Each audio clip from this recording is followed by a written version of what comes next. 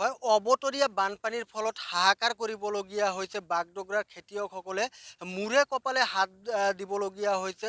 ইয়াৰ স্থানীয় যিসকল খেতিয়ক আছে তেওঁলোকে ইতিমধ্যে অবতৰীয়া বানপানীৰ ফলত প্ৰায় ৮০ বিঘাকে কৃষিভূমি সম্পূৰ্ণৰূপে নষ্ট হৈ গৈছে। মোৰ সতীৰ্থ ভিডিঅ' জাৰ্ণালিষ্টক প্ৰথমে এই দৃশ্য দেখুৱাই ল'বলৈ অনুৰোধ জনাইছোঁ।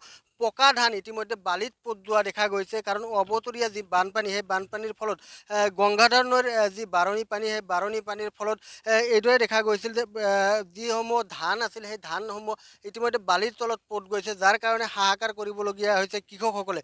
ইতিমধ্যে পকা ধান বানপানীৰ ফলত বালিৰ তলত পোত গৈছে। আৰু অকল বালিত পোত যোৱা নহয়, ইয়াৰ পূৰ্বেও দেখা গৈছিল যে যেতিয়া ধান খেতি কৰিছিল ইয়াৰ স্থানীয় লোকে, তেতিয়া দেখা গৈছিল গংগাধৰ নৈৰ যি গৰাখহনীয়া সেই গৰাখহনীয়াৰ ফলত ইতিমধ্যে ৫০ বিঘাতকৈ অধিক কৃষিভূমি ইতিমধ্যে গংগাধৰত যোৱা দেখা গৈছে, যাৰ কাৰণে হাহাকাৰ কৰিবলগীয়া হৈছে কৃষকসকলে।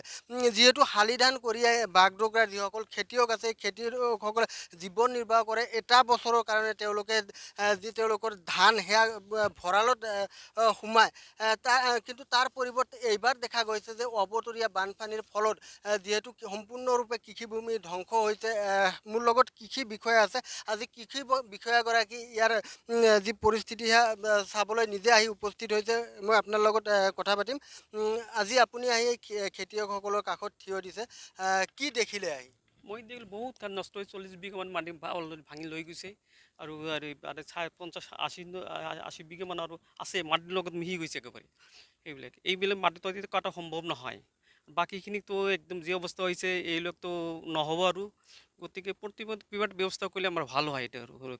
যিহেতু আপুনি আজি আহি উপস্থিত হৈছে খেতিয়কসকলৰ কাষত, চৰকাৰৰ ফালৰ পৰা বা বিভাগীয় ফালে তেওঁলোকক কেনেকুৱা ধৰণৰ ক্ষতিপূৰণ দিয়া হ'ব বা ক্ষতিপূৰণ দিয়াৰ তাৰমানে ব্যৱস্থা? আমি আহিলোঁ চাবৰ কাৰণে, চাই এইটো লিষ্ট বনাম এটা। লিষ্টত আমাৰ প্ৰতিবাদ বিভাগৰ পৰা কিবা এটা চিডুল বা কিবা এটা ব্যৱস্থা কৰা যায় নেকি আমি বিভাগ জনাম আজি। এইটো লিষ্ট লৈ দিম, কিমান মানুহৰ ক্ষতি হৈছে, কিমান বিঘা গৈছে, এইবিলাক প্ৰতিটো লিষ্ট বনাই বিভাগক দি দিম আমি আজি। সেইকাৰণে আহিছোঁ মই। হয়, এয়া আছিল বিষয়াগৰাকী। ইতিমধ্যে তেওঁ আহি ইয়াৰ যি পৰিস্থিতি সেয়া সম্পূৰ্ণ তেওঁ প্ৰত্যক্ষ কৰিছে।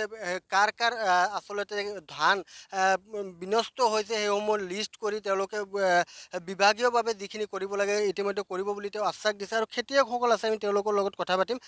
দাদা, দেখা গৈছে বিঘাই বিঘাই কৃষিভূমি ইতিমধ্যে যি গংগাধৰৰ যি বাৰণী পানী সেয়া বাৰণী পানীৰ ফলত বালিত পোত যোৱা দেখা গৈছে। কি ক'ব? কি ক'ম, আমিতো এতিয়া আমাৰ কোৱাৰ কোনো ভাষাই নাই। তাৰমানে এইখিনি ফচল দি আমাৰ পৰিয়ালটো পোহপাল কৰোঁ। আমি এক বছৰৰ ধান ঘৰত আমি সোমাওঁ। এইটো দি আমাৰ ল'ৰা ছোৱালী লেখাপঢ়া কৰাওঁ আৰু আমি নিজে খাই জীৱন নিৰ্বাহ কৰোঁ। কিন্তু দেখা গ'ল এইখিনি আমাৰ সম্পূৰ্ণ পথাৰখিনি আমাৰ বালিত পোত গ'ল। এইবুলি আমি ধান যে ল'ম, আমি একমত ধানো ল'ব নোৱাৰিম। আমাৰতো আৰু বেলেগ চাকৰি বাকৰিও নাই, আমাৰ কিবা ব্যৱসা বাণিজ্যও নাই। আমি কি কৰিম, এইটো লৈ আমি বহুত চিন্তিত আছোঁ। আমি মাননীয় কৃষি বিষয়াবৰ্গক অনুৰোধ কৰোঁ যাতে আমাৰ এই ক্ষতিৰ পিনে বস্তুটো নজৰ কৰি মোৰ আৰু লগতে মোৰ গাঁৱৰ যিবিলাক খেতিয়কৰ এই কৃষিভূমিবিলাক নষ্ট হৈ গ'ল, তাৰ কাৰণে কিবা এটা বিহিত ব্যৱস্থা কৰি দিয়ে যেন, এইটো মোৰ অনুৰোধ থাকিল। হয়, আৰু আমি ইয়াৰ সামগ্ৰিক দৃশ্য দেখুৱাম।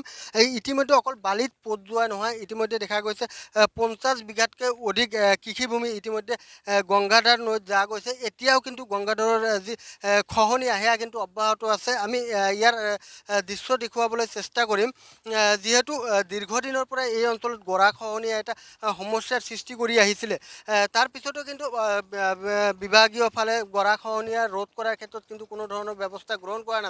আৰু যাৰ কাৰণে আজি খেতিয়কসকলে ৫০ বিঘাতকৈ অধিক কৃষিভূমি ইতিমধ্যে তেওঁলোকৰ যি ধান খেতি সেয়া কৃষিভূমি ইতিমধ্যে গংগাধৰত গৈছে। আৰু গংগাধৰৰ পাৰত থকা এইসমূহ কৃষিভূমি ইতিমধ্যে দেখা গৈছে গংগাধৰৰ যি বাৰণী পানীৰ ফলত যি বালিত পোত যোৱা দেখা গৈছে, যাৰ কাৰণে মূৰে কপালে হাত দিবলগীয়া হৈছে এইসকল খেতিয়কে। আৰু আজি যিহেতু কৃষি বিষয়াগৰাকী আহি উপস্থিত হৈছে, তেওঁলোকে পৰ্যবেক্ষণ কৰিছে, তেওঁলোকে লিষ্ট বনাই তেওঁলোকৰ পৰৱৰ্তী সময়ত এইসকল কৃষকক ক্ষতিপূৰণ দিয়াৰ কাৰণে ব্যৱস্থা কৰিব। যদি এই ব্যৱস্থাই আচলতে কৃষকসকলক কিমান সকাহ দিয়ে বা এই যি ক্ষতিপূৰণৰ ব্যৱস্থা কেতিয়া দিয়ে সেয়া কিন্তু পৰৱৰ্তী সময়ত লক্ষণীয় হ'ব।